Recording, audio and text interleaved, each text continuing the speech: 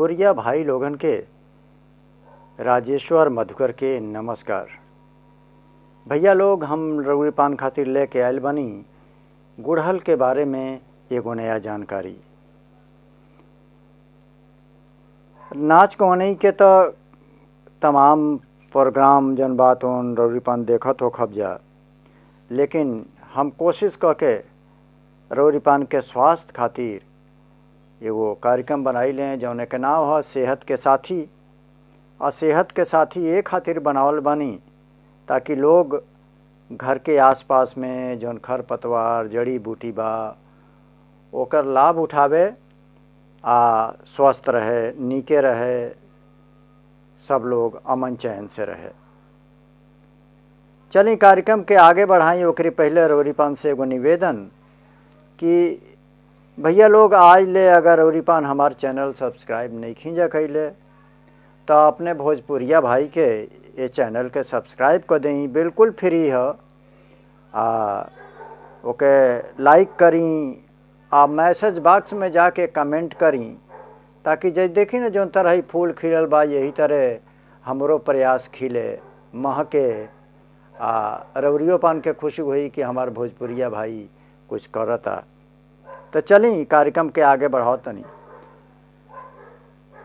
रउरी पान सब जाने जन बा गुड़हन के फूल देखले ओखा भी अक्सर घर के लोग अपने घर में खूबसूरत पौधा के जरूर लगावने, लेकिन अगर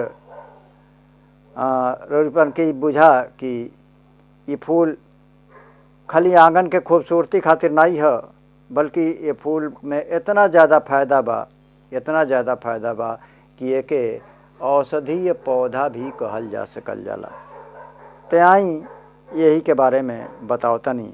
गुड़हल के फूल छोट मोट चोट के भरले में तो बड़ा उपयोगी होला, शायद ही सेक्स लाइफ के भी बहुत बढ़ावेला। तो आई जाना तानी कि अगर केहू के ब्लड प्रेशर होके समस्या होके तो ये फूल के पौधा घर में ज़रूर ले आके रखे। आई बहुत काम आवेला।